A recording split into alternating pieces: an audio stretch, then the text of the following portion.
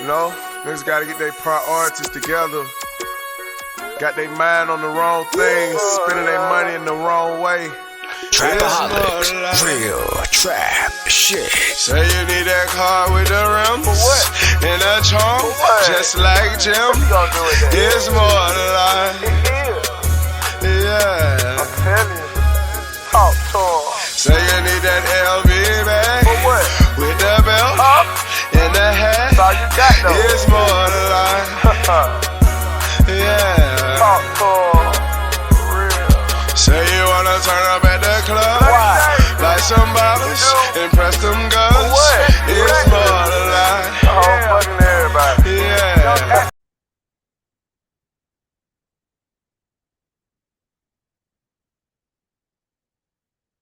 Good evening, everyone, and welcome to Saints and Appetizers podcast. And who dat? And we're back. We're back with some more main course for you.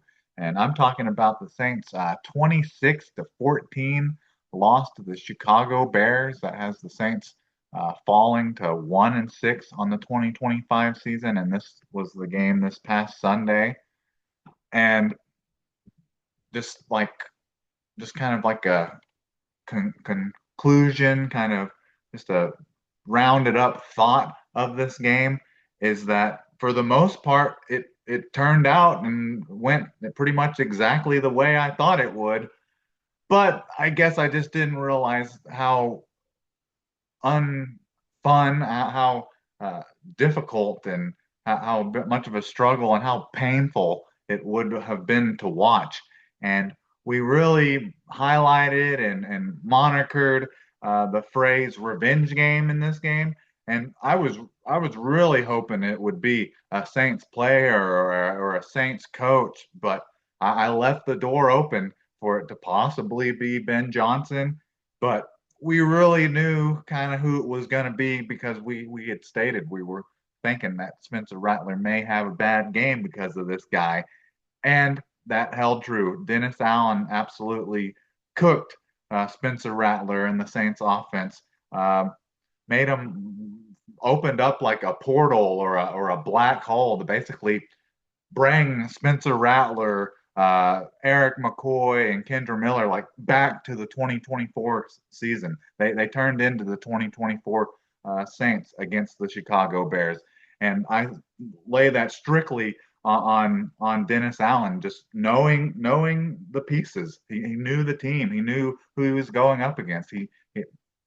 Some of these guys I understand were already here through the Peyton regime, but hell, at least half of these guys Dennis Allen drafted. So there's no reason to think that he wouldn't have an advantage. But man, not fun. Was not a fun game to sit through and watch. And about 4 minutes left, it's over. You just want to cut it off, man. It's painful, kind of like I say cut it off, but also use that in terms of like that's how the Saints feel currently, as having like an infected limb or something, or an infected appendage. You just want to cut it off, and you think that would make it feel better. Kind of the same in some of these games you watch this year for the Saints. But we'll definitely circle, just like on the last podcast, we'll definitely circle back around to this whole revenge game, which like I said, I highlighted this term, and it happened. Can't say it didn't happen. It just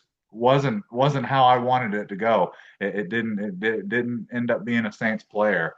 It didn't end up being a Saint at all. So, but we'll get back into that a little bit more. Let's talk about the Saints stats here. So we got what we wanted from Spencer Rattler in regards to forcing it downfield a little bit more, trying for deeper shots and throwing in the middle of the field and trying to get that average up. And I do believe just by like 4 or 5 yards, he did pass for the most yards that he has this year, with 233 off of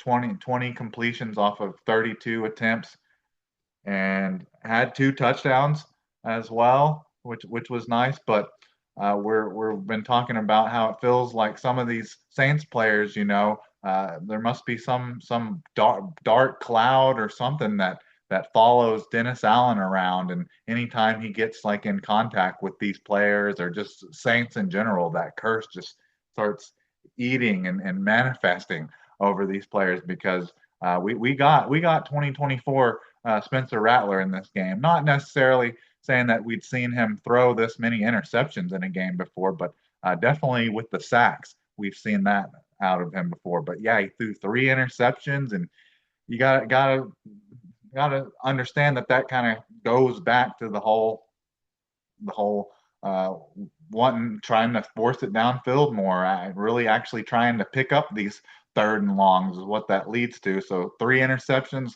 and that's what we were, kind of patting him on the back for coming into this game and just the whole season leading up to this is that hadn't really turned it over at all. But yeah, he gets three interceptions for trying to force it down field more.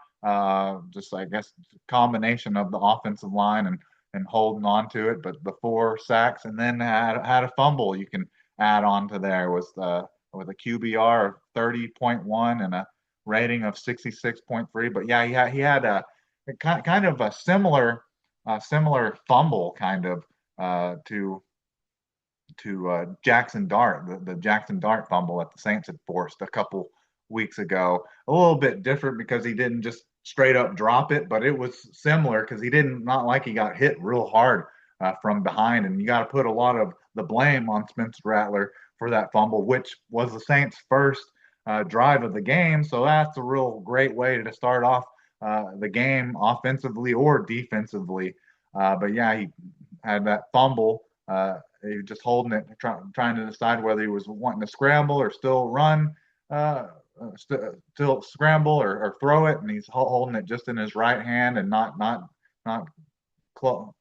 Not doing no high and tight, or at least having the left hand on the ball, and as he gets hit from behind by Montez Sweat, so Montez Sweat got the trifecta on that one because he got the strips, the sack, the strip, and the recovery. But yeah, that was a bad fumble too, just in regards to not protecting the ball. That's more ball protection there. But yeah, Spencer Rattler definitely easily looked as bad as he has all year. This was his worst game easily, and you could maybe argue this maybe was his worst game even just in his NFL career, honestly. And he looked. This game was very reminiscent to the game against the Buccaneers, the home game I think against the Buccaneers, where Todd Bowles just blitzed and had consistent pressure on Spencer Rattler in the second half of that game in 2024, and that's what you saw in this game, pretty much the entire game from Dennis Allen. No, just there was just 2 drives at the end of the first half, so the end of the second quarter and the start of the second half. You had 2 Olave drives, and after that, there really was nothing positive offensively in this game because hell, they couldn't run the ball like at all. Alvin Kamara had 11 carries for 28 yards, which is just a 2.5 average. Spencer Rattler had two carries for 12 yards, 6 average. Kendra Miller just the one carry for 7 yards. His only player really with a decent average, I guess, besides Spencer Rattler. But yeah, we kind of have already heard the news on him. I'll get into that at the end of the podcast. But yeah, we got to see him once trying to get going on his DA revenge game, and then didn't get to see him anymore. And then no one else really did anything. Even though hopefully we'll get to see a positive, hopefully in a positive light. Hopefully we'll get to see more Devin Neal, I guess now. But the Saints did have, even though they threw all the interceptions and things like that, they did have a better passing game and had better numbers for the receiver and passing besides the 4 turnovers by Spencer Rattler. Caleb Williams only threw the 1 interception, which was pretty exciting because he did throw it to Quincy Riley, a rookie DB, because it seems like they have went ahead and listened to me, take my advice on the whole Ike Yatem thing and just kind of sit him down. But Saints receivers were were made some plays in this game, but just not enough and not consistently enough. We had Chris Olave had 5 catches for 98 yards, which is a 19.6 average with the 2 touchdowns, a long of 57 and off of 7 targets. And then had Juwan Johnson had five catches off of 7 targets for 79 yards, which is a 15.8 average and a 29-yard long. And he kind of clowned himself and kind of clowned the Saints a little bit in one of the moments. I think the Saints were down like 20-0, trying to drive to try to at least get some points before the end of the half. That was either their second to last or their last drive of the first half, and he gets hit like off of like a 9-yard reception or something like that, and gets just short of the first down marker. But I guess he was right there, like on the Bears sideline, and maybe they were talking some noise to him, or thought they had laid a good hit on him. But he's hopping up and like flexing on the sidelines of the Bears and talking trash when you're down 20-0. Just makes yourself look like a clown, and it's the team that you're on. It kind of carries over and makes them look like clowns, and with the team, and it carries over with fans. It makes the fans look like clowns. So you just on top of the drops and the fumbles, Juwan Johnson, man, it's hard to be a fan of yours or want you on this team. And I mentioned as part of like my pick and score and how maybe this game what would kind of lead to them losing this game was Juwan Johnson would have another Jared Cook Jr. Jared Cook light moment, kind of like just like he did against the Patriots last week, where he catches the pass kind of around midfield, and as he's like diving forward on his way to being tackled, he like freaking like nose dives into the ground and fumbles the ball. He had a play just like that luckily turned out to just be an incomplete pass. But it's odd how the league and refs and stuff sometimes they look real close into like reviewing plays and stuff, but other times they're just like carry on because they didn't really even look at that play all that much. They were just like incomplete pass. But there were some plays that they did review in this game that were pretty annoying. So talked about Rashid Shaheed, Juwan Johnson's numbers, and then we have Rashid Shaheed had 4 catches for 40 yards, 10 average, a 13 long off of 9 targets. And then what I was getting to was a pass to Taysom Hill. He had 2 catches off of 2 targets for 12 yards. And this goes to actually 2 interesting calls by the refs. And it feels like the Saints have been getting screwed over recently, not just by calls like straight up, but challenges lately. Going back to the Patriots game, I thought like the fumble that Juwan Johnson had in that game, or the 2-point conversion where you couldn't see where the ball was for Drake May. Like I thought they had to be clear and concise and obvious and no just clear and obvious to overturn them, and they didn't do that twice in that game, and they did the same thing similar in this game where the Saints are coming back in the second half. They actually are getting some stops on defense to actually give the Saints the ball to where they have the ball 12-14, and it looks like maybe they're going to go down and score at least a touchdown or maybe at least a field goal, and they pull out a trick play out of their bag where they throw like a kind of a medium throw to Taysom Hill, and then he tries to do a lateral to Alvin Kamara to pick up like 20 yards because it was what, 3rd and 20 or something, and he picked it up. The play was successful, but then of course the refs originally didn't call a penalty or a review on it.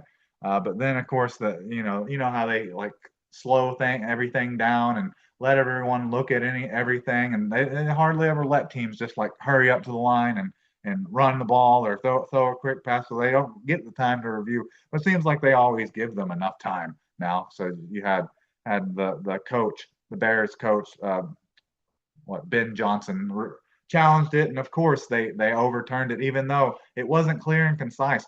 If anything, it was just like straight down the line. Like it didn't look like it was a lot of a forward pass, and didn't look like it was a straight up like backwards pass either. It was just kind of hard to put where the ball was released and where basically Alvin Kamara like came up like and caught it like on the run. That's what made it such a awesome play, and of course it didn't stand. And then the Saints also got screwed out of getting a fourth down stop when the Bears did it for a second time. Their center just like picked up the ball and started running with it. And the first time they called that like a sack or something. The first time they called it when it should have been a false start and like backed them up, but they ended up just calling it like a no play, no gain on the play. But the second time he does it, of course they're trying to uh, go for it on fourth down, and he does it, but they call it false start, so it's not a play at all, and it saves them. It basically saved them from getting stopped on fourth down and keeping a little bit more hope and light there for the Saints. But of course, we of course the refs are gonna go with the calls that I guess are correct, but still very annoying regardless. And so we talked about Spencer Rattler being the only one that fumbled and he lost it. And then defense, man, defense. So we talked about how the Saints didn't run the ball real great. Well, they didn't do a good job stopping the run either. I thought they did a respectable job uh, against Caleb Williams in the passing game, and really holding the Bears passing game down. But I mean, part of the reason for that is because they didn't have to run the ball. They rushed for what 221 yards against the Saints. Yeah, 222 yards with DeAndre Swift, who I was worried coming into this game about him having a big game because he had just had a like 100+ yards and a touchdown against the Commanders the week before, but he was coming in a little beat up with a groin injury. But you couldn't tell in this game; it didn't affect him in the Saints at all against the Saints at all because DeAndre Swift had 19 carries for 124 yards with 16.5 average and a touchdown and a long of 23. And then Kyle Monogany had 13 for 81 with a 6.2 and a touchdown with a 24 long. But besides that, I mean, they did a pretty good job of keeping Caleb Williams contained. There was so many like almost sacks in this game. We already know that like that's what that's that's what let's see that's what Chase Young is known for, is being like almost sacked. But I mean, he was the almost interception in this game like three times, where he got a good jump on the ball and there'd be a quick pass by Caleb Williams, and he literally would jumped up like three different times and was able to like swat the ball away with like both of his hands, like getting on the ball. Like, man, it would have been really nice if he would have caught one of those and took it to the house, because man, there was like no one in front of him where he was like swatting it down with like both hands on the ball like three times in this game. We had almost plays, almost interceptions, almost pick sixes from Chase Young. But your leading tacklers had Demario Davis with 10 total, six solo, and just one quarterback hit. Lante Taylor seven total with seven total with four solo, one tackle for loss. Justin Reed with six total, four solo, one pass deflection, and then it's nice to see Danny Stutzman, the rookie, out there, because we'd already started to see Jonas Sanker and Quincy Riley out there. So it's nice to see him getting kind of mixed in there with some of Demario Davis's and Pete Warner's snap. But he had 6 total tackles, 1 solo, and then Brian Bresee had 4 total tackles, 1 solo, a half a sack, and a quarterback hit. And then Chase Young had three total tackles, 2 solo, the half a sack he shared with Brian Bresee. The 2 pass deflections I was talking about, where they should have, both of them should have been interceptions, and then three quarterback hits. So yeah, Chase Young was definitely bringing like some consistent pressure in this game, but he's who he's always been. Not just as a commander, but as a Saint and a 49er as well. But something I was wanting to mention at the start of this podcast is that the Saints don't play like complementary football, and that goes back totally like 4 or 5 weeks ago, and then starts at the beginning of this game because I hadn't realized it. I had mentioned it that it felt like every game the Saints are just like spotting the other team 14 or 10 points, and then the game would kind of progress from there, would go from there. Well, I guess that had been the case. Like 4 weeks in a row, the Saints had allowed an opening drive touchdown, and then even scores in all the first 2 drives of like every game for the first 4 games. So they were allowing 10 points at least for 4 games in a row in those first 2 drives of games for the past 4 games. So the Saints were actually able to get a 3 and out on their first defensive possession in this game, and then Spencer Rattler fumbled the ball, but the Saints were able to bend and not break and only allowed a field goal there. But the thing is, and then I think on the 3rd drive of the Bears, they got the interception from Quincy Riley, and we're talking about complementary football with those that went 3-0 on their drive. So the Bears had 14 points, still ended up getting their 13 points. Yeah, the 13 points because they kicked 2 field goals and then got a touchdown. And the Saints just absolutely did nothing with their first drives, their first like 4 or 5 drives. They didn't do anything. The only thing the Saints offense did was the last drive of the first half and the first drive of the second half. And other than that, the Saints just didn't do anything. We're stonewalled the entire time. But yeah, talking complimentary football, the Saints defense finally looked halfway decent to start a game, and then Saints offense just completely didn't do anything, just didn't show up to the game until the end of the first half and the start of the second. And then after the start of the second, after that first drive, they were out of there too. And then on special teams, just had a mixed bag of returns from Mason Tipton, had 2 for 47 along of 25. Devin Mill had 2 for 46 along of 31, and Kendra Miller had 1 for 23, and obviously along of 23. And then Blake Grupe just continues to be terrible. It'd have been interesting if the Saints would have made that field goal. It was a 53 yarder, but if the Saints would have went into halftime 10 to 20, and then got that touchdown coming out of the first half 17 to 20, it could have been like, it's simple things, it's just 3 points, and it was a 50+ yarder, but it adds up. That game would have been a lot more interesting, 17 to 20 at the start of the second half if Blake Grupe wouldn't have missed that. And then Kyle Kroger, I was worried about that. Like, one of the players and positions I was worried about maybe the most was honestly punter. And Kai Kroger he's been absolutely terrible this season. He had 3 punts. One of them was partially blocked for 127 yards with a 42.3 average, no touchbacks, no inside the 20, and just a long of 49. So he's been absolutely terrible. Not surprised by that at all. Let's see now. So that's majority of your stats there.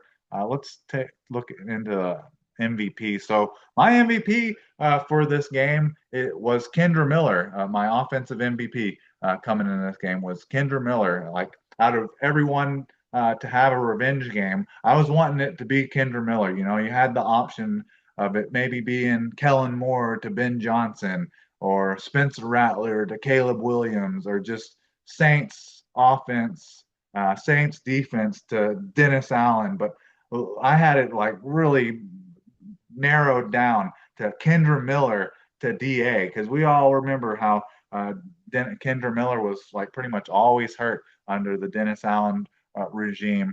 And towards the end of Dennis Allen's tenure as a Saints head coach, he had just straight up just was like, I'm sick of Kendra Miller's constant injuries and nagging injuries. Like, I'm just putting you on IR so I don't have to deal with you anymore. So we were hoping Kendra Miller would come out and have a big game against the Bears defense. Dennis Allen, their defensive coordinator.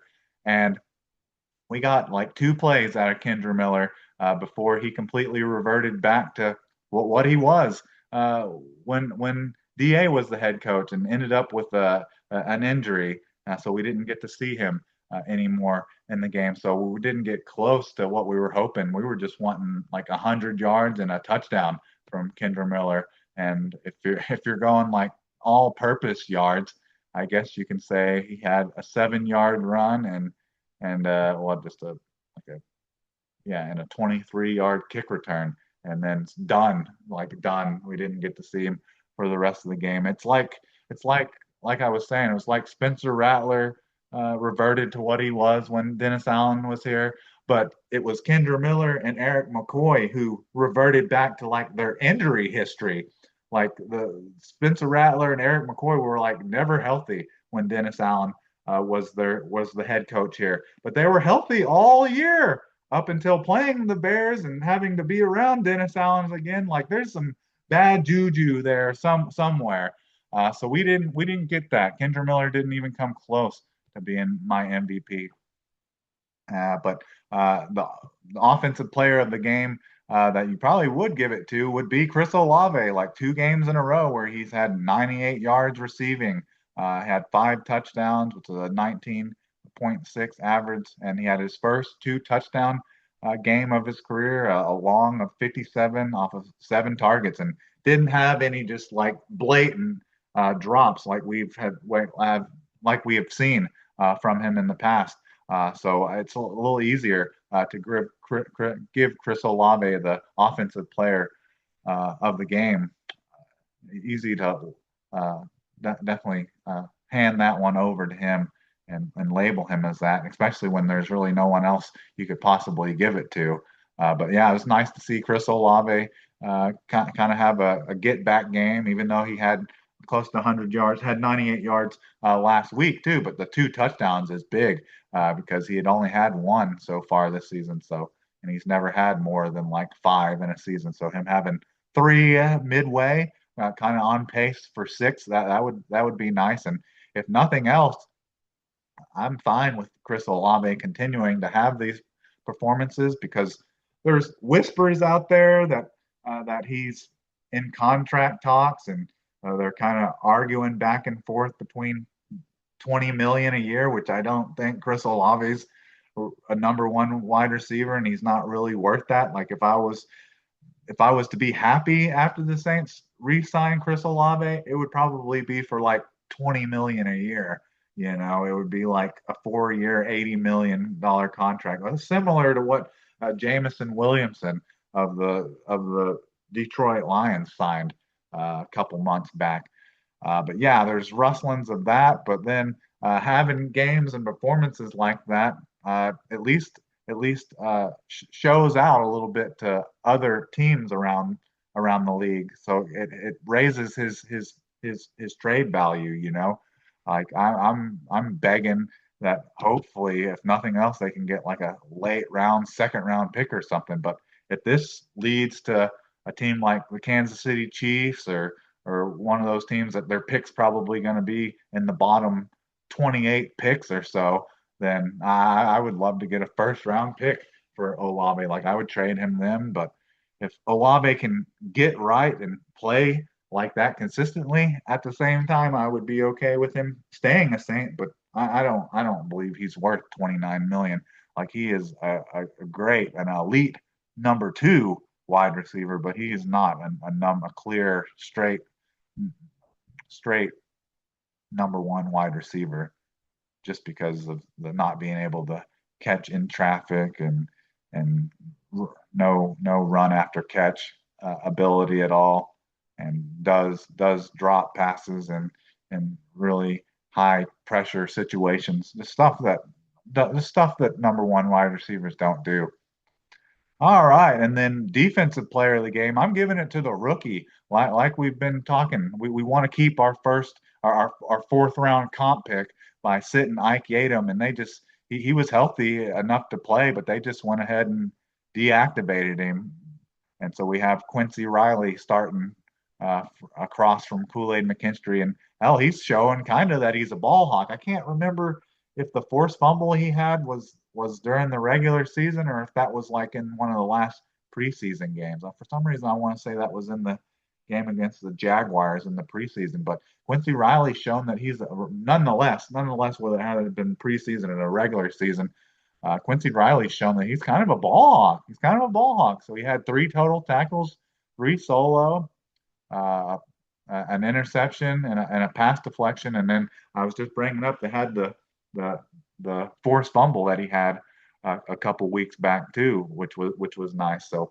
love seeing Quincy Riley, who's just a fifth round pick, and he's starting across from Kool-Aid McKinstry, which you may have what like similar arguments there in regards to number one corner, number one wide receiver, very similar when it comes to Kool-Aid McKinstry or Quincy Riley. Just the big difference is they're not on their contract's not starting to come up, and they're probably not asking for 29 million. But I would definitely say Quincy Riley would was my defensive player of the game. Would have loved to be giving it to Chase Young if he could have caught one or two of those pass deflections and took them to the house. That would have been nice, but of course that didn't happen. And then no one. I can't give it to anyone on special teams. No one deserves it. Kai Kroger's terrible. Blake Grupe's terrible, and then there just hadn't really been much of a return game all year, and the Saints didn't have an opportunity, or she didn't have an opportunity to return a punt. So that's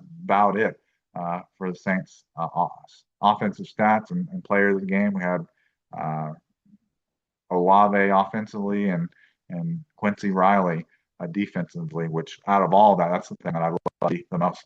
We talk about watching these games and moments where you feel as if I can turn it off now and I'll feel all right. Probably should have just turned it off after that interception, but of course they got the interception close to midfield and then couldn't even get 3 points from it.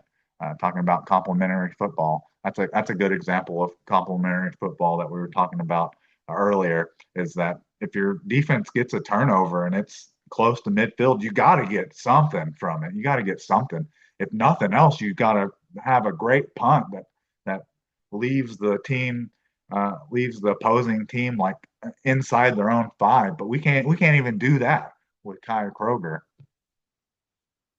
All right, so now we went through the MVPs, player of the games. Now it's on to hot takes for this game. So it just kind of the MVP of Kendra Miller, which didn't happen, wasn't even close, was kind of a carryover to the Saints rushing. My hot take was I expected the Saints to be able to rush for 150 yards in this game because the Bears all year so far and even last week against the Commanders, they've been allowing close to like 6 yards per carry, and the Saints couldn't do absolutely nothing against them. Alvin Kamara just not running the ball great, but he didn't put a lot of effort at times into blocking either. But that's one of those things that uh, I'm sure when Dennis Allen saw him back there as possibly a designated blocker or a chipper, he knew to send defensive and rushers like right at him. But yeah, the Saints didn't even come close to rushing for 150 yards, a measly 44 yards off of 17 carries with a 2.6 average. Just absolutely terrible running the ball. While at the same time, the Bears pretty much ran towards the end of the game. They were pretty much running like on every snap and running basically the same play in the same direction every time, and the Saints just couldn't do anything about it. Pretty pathetic there. So definitely didn't. The Saints definitely didn't got rushed for 150 yards, but they allowed 150 yards plus. So yeah, that wasn't fun because I kind of knew that this was going to be a revenge game, but I would hope there'd be at least a little something to enjoy and take from this game. But there's really just no positive, no good at all. Besides, I guess, kind of getting to see some younger players get out there and getting some reps, but that's about it.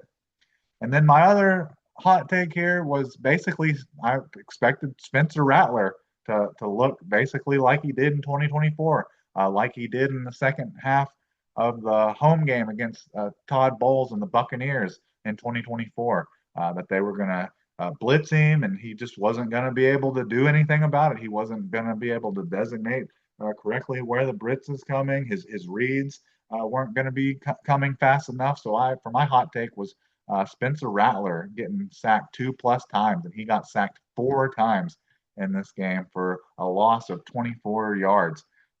So not surprised by that. So one of the hot takes hits. Other stuff was kind of not even close, but couldn't have been any more correct on that. And then picks and scores. I picked the Bears to win this 30-20.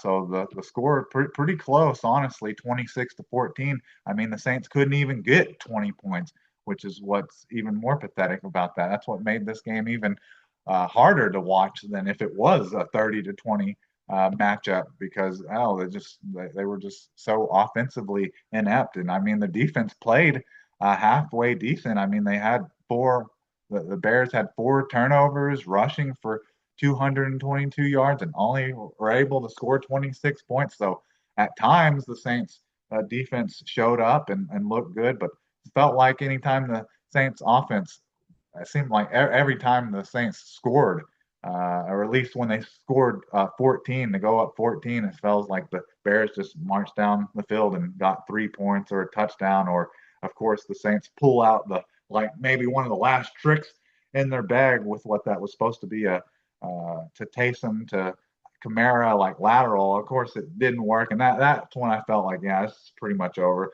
That and the false start not being a turnover on downs, which it should have been. I was just expecting Dennis Allen to heat Spencer Rattler up and make this Saints team look like his 2024 Saints team, and that's exactly what we got, and it was hard to watch. So picking the Bears 30-20, Bears win. Didn't get the score exactly right, but in the same ballpark, but it was definitely right with the Bears winning and Dennis Allen basically just clapping the Saints cheeks and showing that he really, even before he left and after he's even gone, he's the Saints daddy. And with how this game was like going and stuff, it felt kind of like the Seattle Seahawks game, but this was even worse because they allowed like 200 yards rushing. I mean, half of the 40 points that they gave to the Seahawks all came off of like special teams. So it wasn't quite as bad, but once a game gets kind of in the mode that this game got into, and like, oh man, just I want to maybe one or two like highlight plays that I can maybe like go back and watch, but I don't feel that they can win. And then it's like, man, if we could just get out of here healthy, would be nice. But last thing I'm trying to get into is the injury report. So the Saints easily the last 2-3 weeks have been like one of the healthiest teams in the league, only having like one like starter on IR, Julian Blackman. And whatever it is, it's something to do with Dennis Allen. I don't know. Eric McCoy and Kendra Miller both were just pretty much always injured during Dennis Allen's tenure here. And first game back, they must have shook hands with him or something, or in too close of contact with him before the game because I was wanting the Kendra Miller MVP revenge game, possibly having a big run or running for a first down and getting face mask to face with Dennis Allen on the sideline. But we didn't get that. We got like two plays from Kendra Miller, and then I think shortly after that, or maybe it was even before, Eric McCoy went down as well. But they didn't do a good job broadcasting or informing Saints fans that those two guys were hurt during the game. They definitely never mentioned their names or mentioned that they had gotten hurt and weren't coming back or what they were listed or if they were listed as questionable or out for the rest of the game. So that was a little bit annoying, but we got the final injury report on both of those guys now. It came out pretty much during like pretty much already knew about it because it came out from Kellen Moore during the post-game press conference when he was asked about it. They asked him like, "Is it a tear or is it something serious?" And he was like, "There's a lot of concern." And pretty much after hearing that and hearing how Eric McCoy had his arm like in a sling, and even when the injury happened, supposedly he was walking off the field like holding his arm up, like I already knew he had some type of shoulder tear or bicep tear, and that's what it is. Kellen Moore, or not Kellen Moore, Eric McCoy has a torn bicep and is done for the season, just like last year. He only played in 7 games and then was done for the season. Starting to get to the point like, yeah, we love Eric McCoy, but he's not really that young anymore. Is he a building block for this offensive line? I'm starting to lean towards not really. Main reason is he can't stay healthy, and that's the same thing with Kendra Miller. He had what we say like two plays, 1 carry for 7 yards, and tore his ACL, done for the season. And same thing, even though he's like just 23, 24 years old. We need to definitely look forward and into the draft, free agency. The Saints need a bell cow back because they don't have one. They don't have one that can stay healthy, and Alvin Kamara really just isn't that.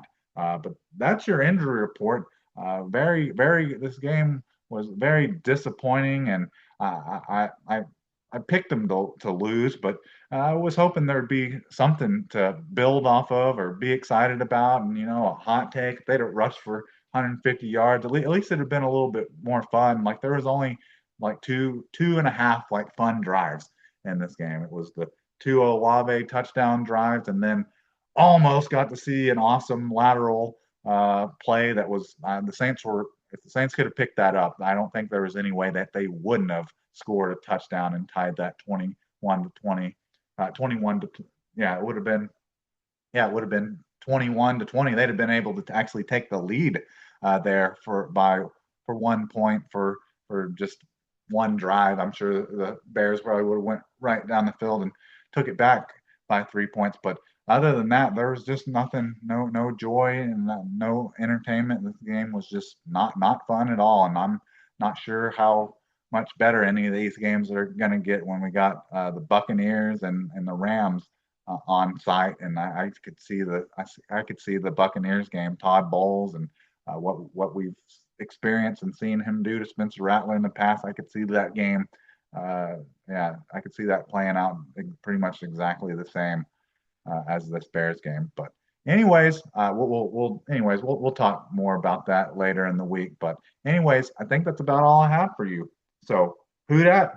And can I get a check, please?